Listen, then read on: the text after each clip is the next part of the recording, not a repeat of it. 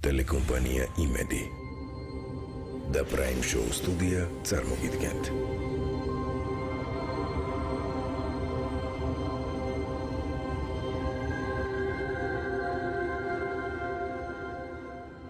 დავით გელაძე, მსახიობი. მან დეტექტორზე 50 შეკითხვას უპასუხა. აქედან შერჩეულია 21. დავით გელაძის სიმართლეს დღეს სიცრუის დეტექტორი გაზომავს.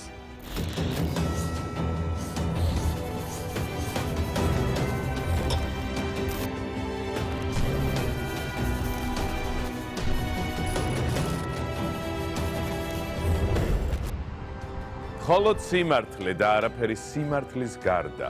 მსახიობი და ტელეწამყვანი. ჩელე იგივე დათუნა გელაძე. ხო? გამარჯობა. მოგესალმები ძმაო ჩემი. როგორ გიკითხო? მადლობ, შენ როგორ ხარ? აი, ბედნიერება რომ მომიწია შენ გადაცემაში. გელა? ცოტას რა თქმა უნდა, აბა რა. გთხოვ დაიკავო წითელი. კარგი, დავიწყოთ. არც ისე მარტივი ყოფილად რომ მე ამ წითელს კანზე დაჭდა. მოკლედ 21 შეკითხვა არჩეული, იმურ 30 კითხვიდან რომელიც უკვე გაიარე სიცრუის დეტექტორზე, პოლიგრაფზე, პირველი ეტაპი 500 ლარს იგებს.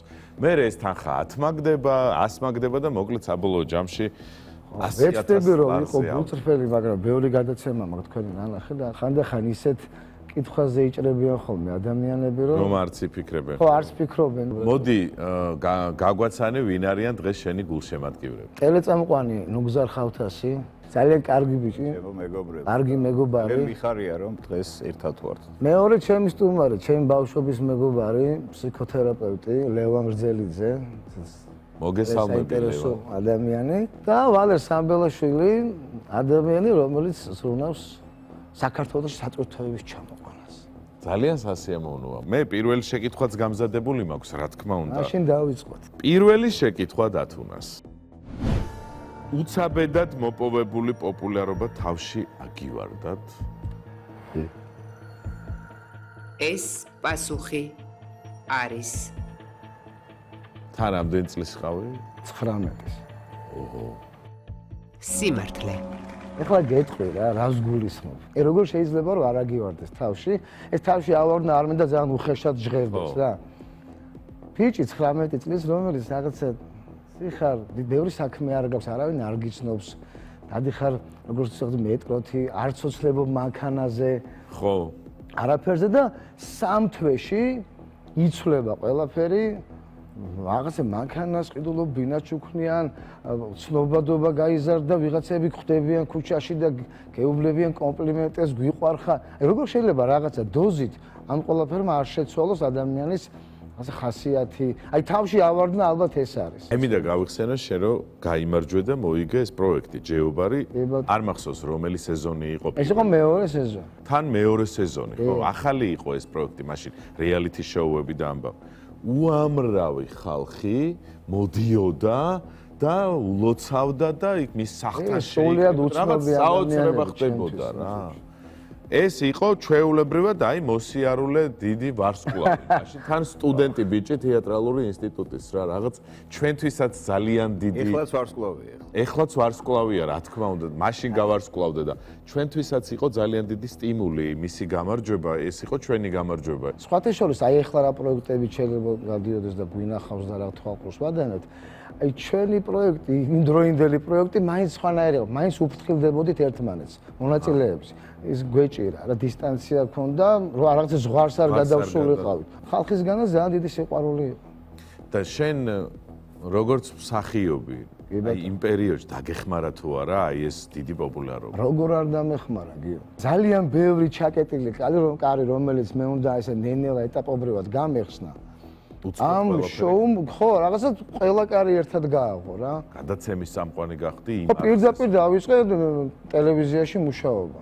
დილის ეთერში. გიორგი 20 წელი გავიდა ამ ყველაფრის შემდეგ. მე ძალიან ბევრი ადამიანი მოვიდა და წავიდა ჩემ ცხოვრებაში. რა თქმა უნდა, ისე 20 წელი.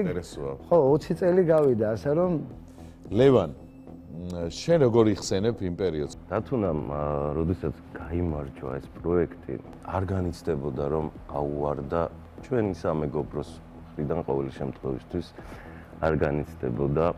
მახსოვს ძალიან ხშირად ურეკავდნენ, ასე ვთქვათ, თხოვდნენ რომ შევხვდეთ ჩემ შვილს უნდა გაგაცნო, მინდა გაგაცნო პატარებს და გახსოვსდება რამდენიმე თო სახლთანაც მოდიოდნენ. კი. ფანები. საერთოდ საძახა ფანი როგორი ისეთი ნათქვამია. ფამაში ფანები. უხერხული. გულშემატკივრები. ხო, გულშემატკივრი. მოდიოდნენ ხოლმე. ჩემი შვილის ნათლია გახლავთ. თუნა მადლობა ლევან. მე მინდა რომ მეორე შეკითხვა დავსვათ, რომელიც აუ ისე კარგად ჭორაობდით, აღარ გინდა ეს კითხვები. კითხვები ხო? კითხვები გეხვეწები. ასე გძაბდი, ნერვი არ ველოდებოდი ველოდებოდი შენგან. არც მე არ ველოდებოდი, მაგრამ ინერვიულებდი ამ კითხვას. აი გამოუშვი მეორე კითხვა. ეს მეორე შეკითხვა ეხება ცხინვალს და მინდა რომ ო, დაგისვა. კი. მათ შორის ის რა გამოცდილებაც შენ გაქვს, მე არასოდეს არ მქონია და ანუ ყოველთვის მესიზმრება რომ მინდა დაუბრუნდე და ნეტა იქ რა დამხვდებოდა, ხო? და აი საინტერესოა შენ როგორ აღმოჩნდი ცხინვალში. მეორე შეკითხვა. ცხინვალში მშობლიური სახლის სანახავად ჩასულს სხვა ოჯახი დაგხვდათ შესახლებული? კი. ეს პასუხი არის სიმართლე. როდის ჩახვედი ცხინვალში და როგორ აუ ძალიან შემთხვევით მოხდა დედაჩემის და ჩემი ჩასვლა ცხინვალში. შენ გახსოვს ერგნეთის ბაზრო. კი.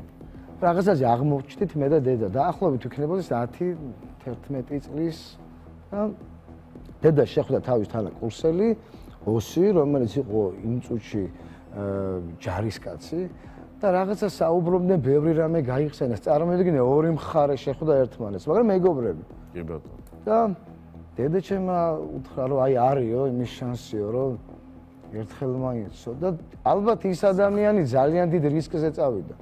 იმან გითხრა რომ რაღაცა კითხვას თუ სადმე გაგვაჩერებს ვიღაცა და კითხვას დაგისვა, მაგრამ ხმა არ მოიღოთ, არ გესმით ჩათვალეთ. და მე გვიყვანა სახლში. მე 5 წლის ვიყავი რომ წამოვედით ცხინვალიდან და რომ დავინახე ეს სახლი ძალიან ბევრი რამე აღდგა რა, იმიტომ რომ ესე დეტალები არ მახსოვდა და იცი რა მე მაშინ პატარა ვიყავი და ჩემთვის საინტერესო იყო და დედასთვის ალბათ ძალიან მტკივნეო, ხო, იმიტომ რომ შევედით სახლში, ასე უცნაური ხალხი ცხოვრობდა შიგნით. შეხვედი? კი, სახლში შევედით, თუმცა ერთადერთი პირობა ის იყო, რომ გვერდზე იყო ბლოკპოსტი სამხედრო. ამ ოჯახმა თქვა, რომ მე ვიცი რომ ეს თქვენი სახლია, არავითარი არ მაქვს პრეტენზია, ვიციო, მაგრამ რამე ნივს მოკიდეთ ხელს, ეს დავიყირავ და მე კარგად იყავით. შევედით სახლში, დავათვალიერეთ და გამოვედით. ეგ იყო და ეგ. ანუ ნახე შენი რამე სათამაშო ან რამე ნივთი? არ მინახავს. არაფერი არ მინახავს.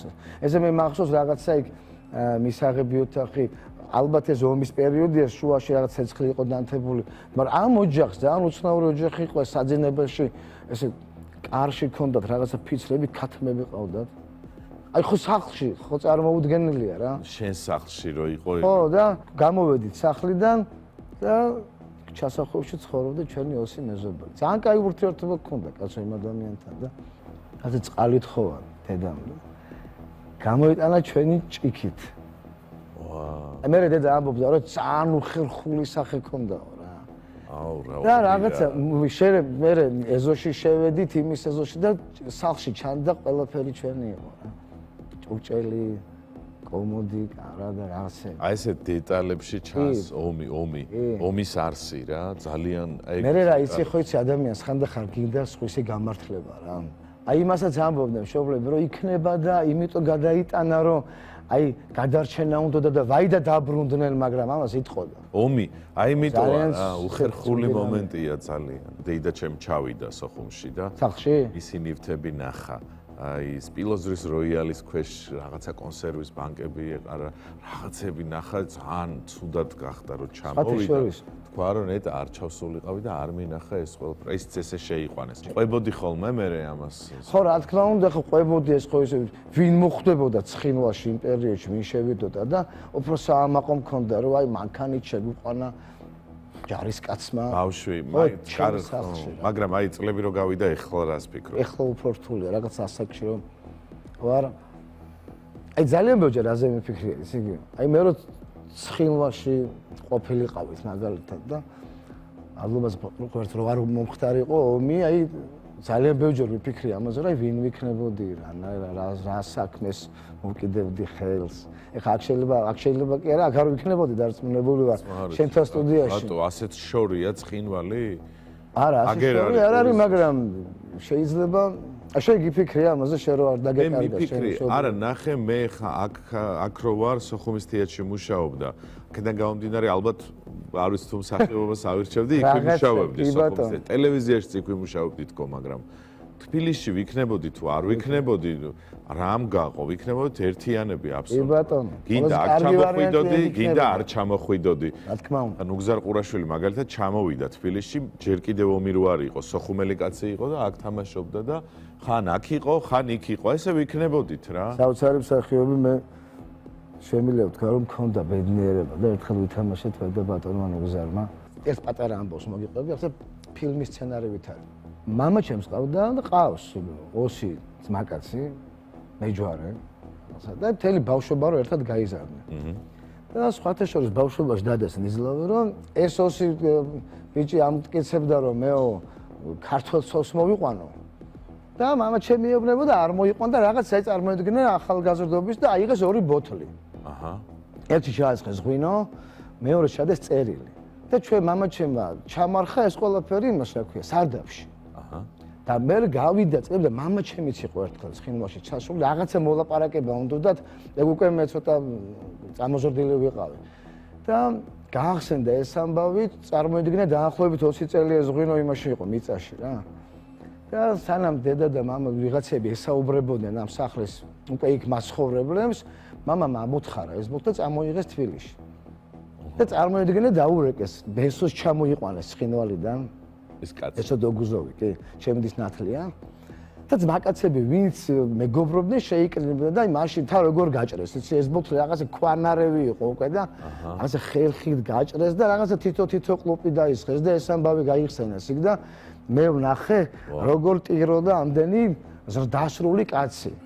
როგორ მიტიროდა იმ ამბავს, მეგობრობას, იმ ქალაქს, ყველაფერს რა. შეირთო ქართველი ცოლი? არა, ოსი ცოლი შეირთო. მამა მოუგონი. წერილმა არ გაამართლა ხო? წერილმა, ხო წერილი ვერ ნახეს.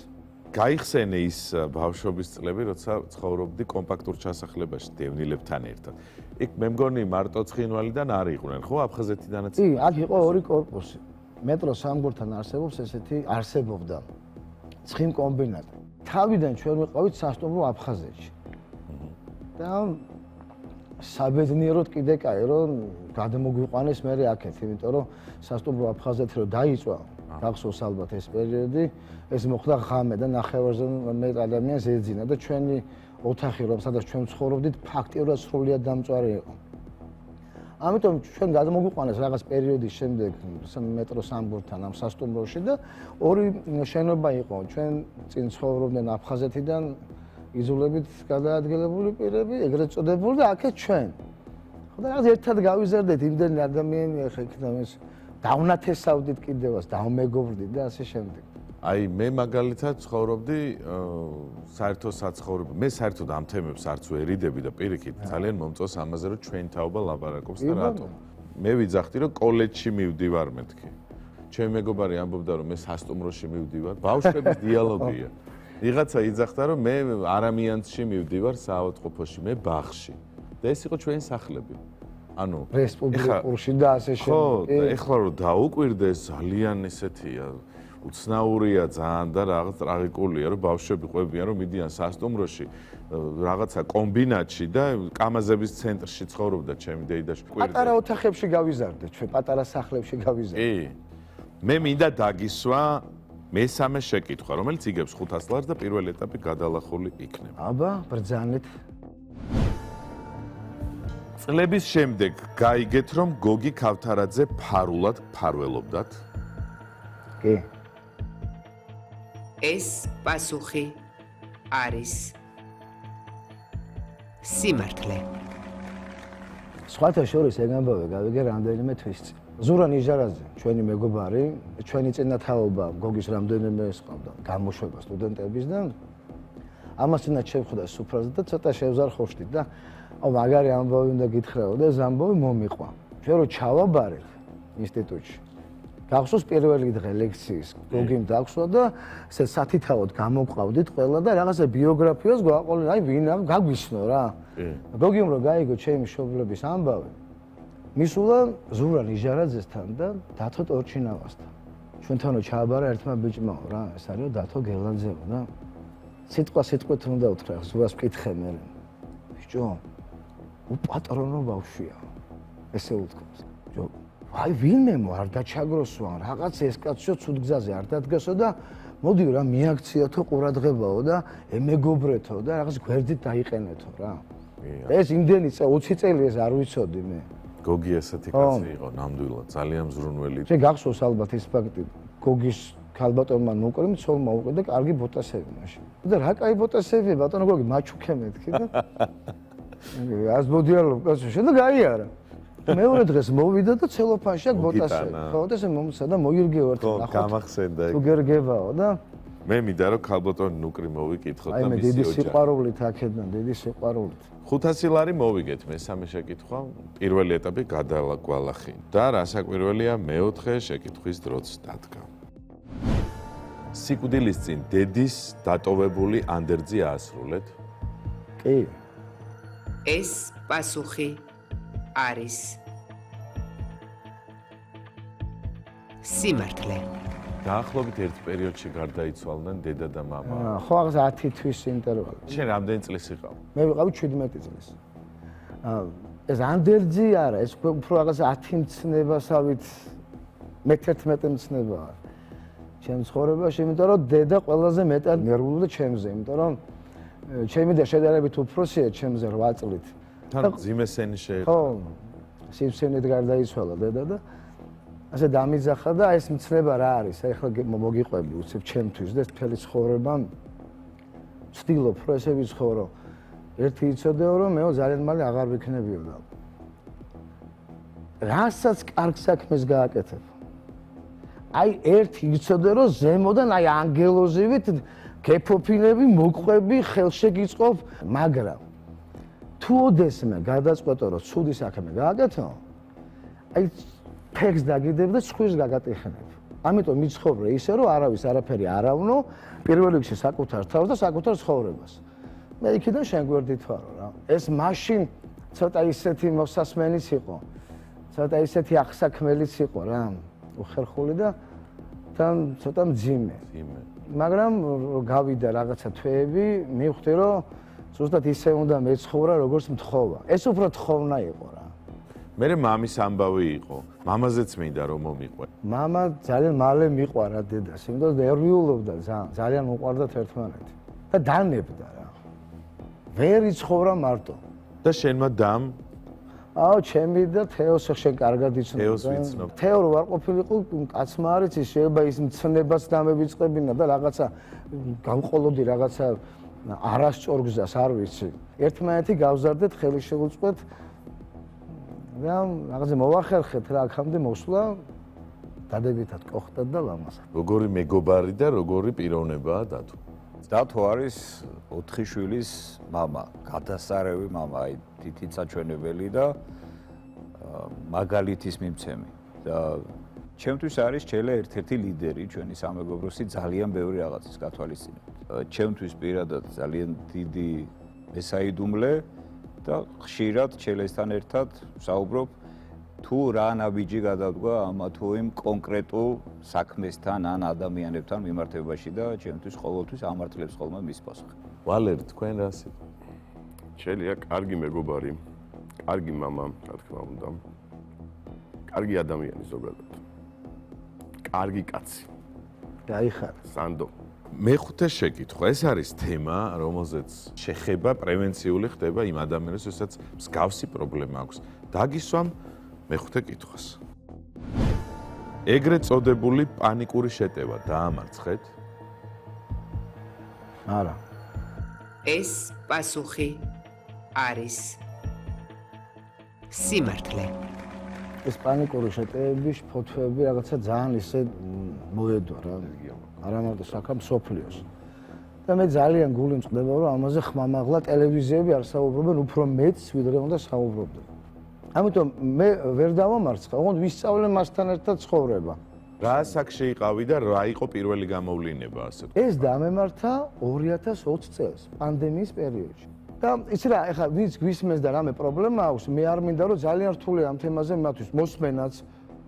ამის შეება ვიღაცამ გადართოს ხო და აღზიანება. არა ეშინია არის შეება რაღაც ახალი უთქვა ამიტომ ნუ გეშინიათ პანიკური შეტევა ვერაფერს ვერ გიზამთ ვერასოდეს მაქსიმუმ 15 წუთიანი ამბავი დაგღლის და დაგსვავს სკამზე და ეგ იქნება ასე რომ ამბავი ესე მოვდივართ მანქანით და დავკარგე რეალობის აღქმა საჭესთან ხარ? არა კიდე კაი საჭესთან არ ვარ გვერდით ვზივარ რა ვარ ვინა ვარ სადა ვარ რატო რა მინდა სად ვერაფერი ვეღარაფერს ვეღარ ხვდები გავაღე კარების ტყის მასივია და გადავარდი მანქანიდან ეს მოძრავი მანქანა. ხო მოძრავი კიდე კაი ნელა მივდიოდით რა იმიტომ რომ ვერ გაჩერდები ადგილს და მივიყავი მუხლებზე იმიტომ რომ ვერ ხვდები რა ხდება ჩემ თავს ეხლა ვინმეს თუ გონია რომ გადაცემა რომ დაიწყო არ მქონდა რაღაცა პატარა შეტევა ძალიან ცდებით მაგრამ თავარია რომ ამის კონტროლი ისცა არა იმიტომ რომ კონტროლი უნდა ისწავლო მეგობარ რომ გადმოვიდა მანქანიდან ვერ მიხვდა რატო გადავარ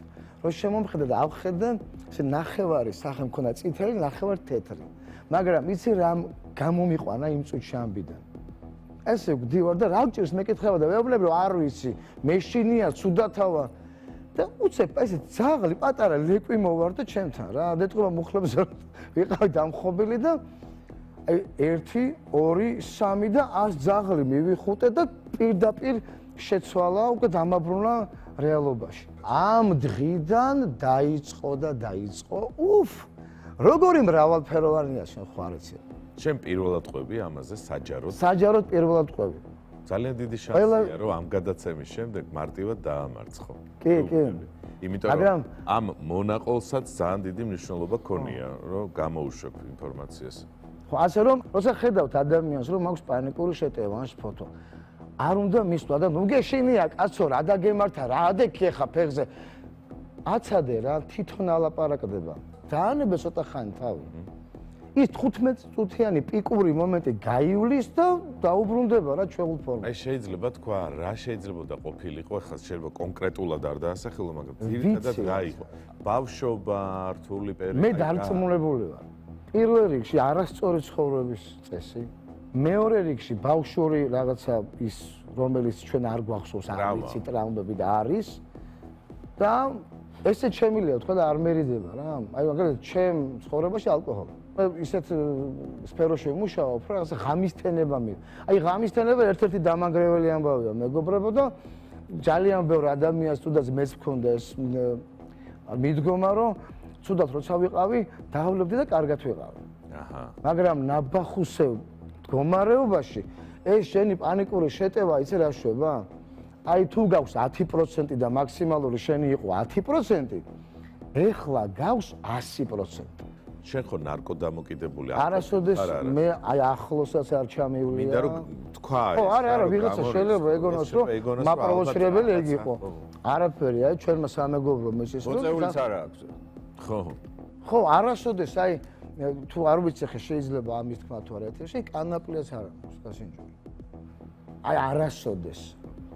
ჩემი გასართობების საშუალება ერთ-ერთი არის, რაღაცა დავსხდებით ბიჭები, იქ ღვინოს ან კონიაკს ამბავი, მაგრამ ჩემ შემთხვევაში ეს უკვე გადაიზარდო ყოველდღიურ ამბავში და აი ამან ლევან, მაგ დროს რა უნდა ქნა? აი მეგობარს ჭირს ესეთი რაღაც, ანუ ვინმეს ოჯახის წევრს. აი როგორ უნდა მართო, როგორ უნდა დაეხმარო? მე ვარ ასე ვთქვათ, სუპერვიზირების ქვეშ მყოფი პრაქტიკოსი გეშტალტ თერაპევტი.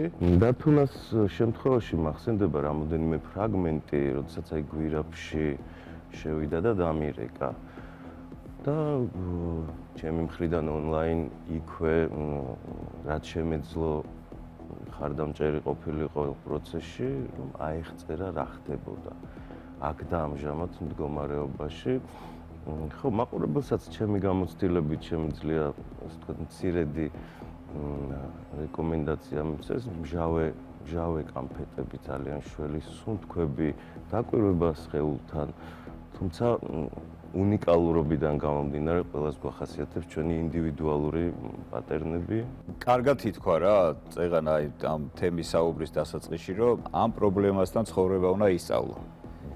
დოზების განაწილება და თანაცხოვრება მასთან და თუნდაც ასეთი მე მაინტერესებს დღეს აი თქვათ რაღაც პატარა შემოტევა მქონდაო თქვი და აი როგორ გაუმკლავდი ეს პატარა მაგალითი რო გითხრა ტელეფონი რო ამოვიღე ჯიბიდან ტყილა არ ამომიღია მე მაქვს ეს მიდგომა რომ მესიჯებს ხსნიან და მოწერილებს და სრულიად აღზე რეალობაში ვაბრუნებს და всё დავკეცე და გადავდა ტელეფონი მინდა გაიხსნა რომელი როლი გიყვარდა ყველაზე მეტად შენი სოსოიას თამაშობდი მე ვხედავმზეში წლები ერთად თამაშობდი მე ბეჟანა ვიყავი ეს სოსოია იყო ასევე თამაშობდი თეთრბაირაღში ზაზანაკაშიძეს ზაზას როლზე შევედი 2 დღეში და როგორ ნერვიულობდი ინსტიტუტის მერეს თამაშობდი მახსოვს თეატრი ათონელზე თეატრი ათონელი ჩემთვის ძალიან საყვარელი თეატრი პრაქტიკის დაბიჯები რომელიც ძალიან მნიშვნელოვანია მსახიობისთვის მან გამატარა და იმ არაჩვეულებრივმა გუნდმა ვინც იქ მუშაობდა და დღემდე არიან და დიდი სიყვარულით ვიკითხავ ხოლმე ყოველთვის ამ ადამიანებს მე-6 კითხვის დროა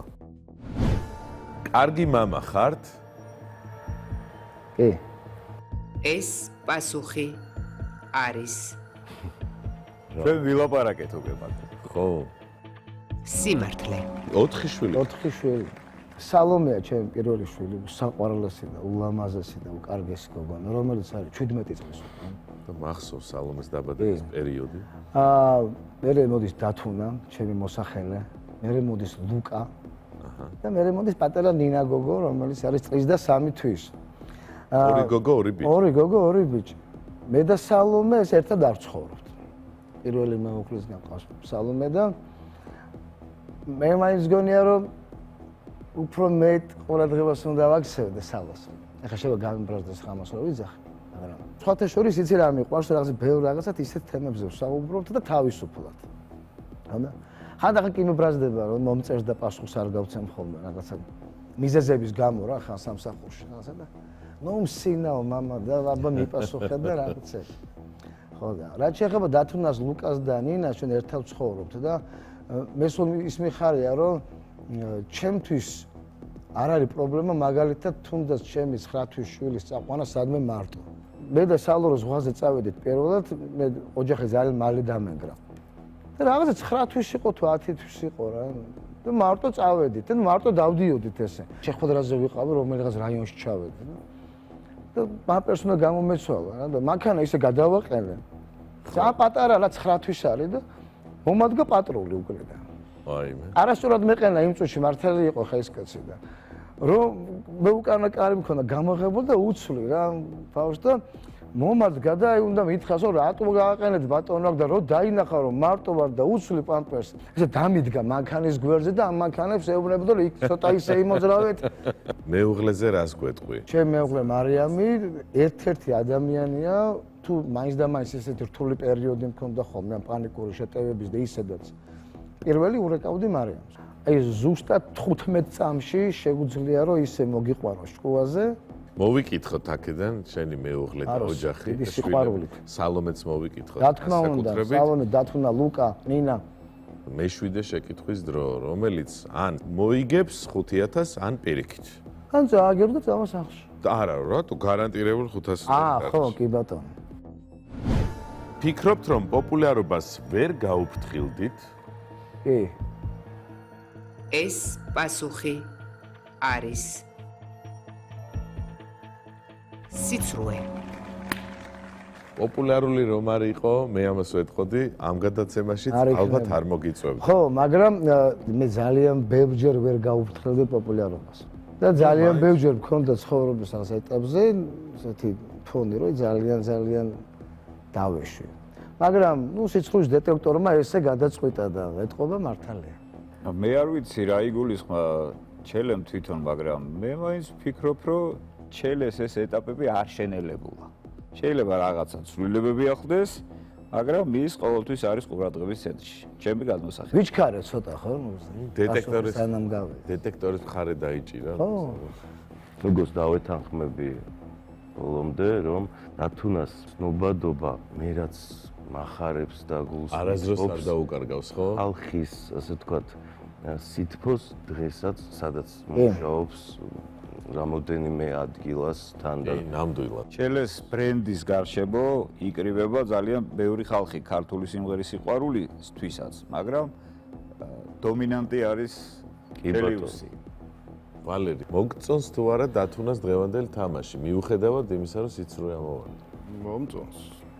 ეს იყო დათუნა გელაძე, მან მხოლოდ 500 ლარი მოიგო, მაგრამ არნახულად გულწრფელი იყო. ერთი კვირით გემშვიდობები.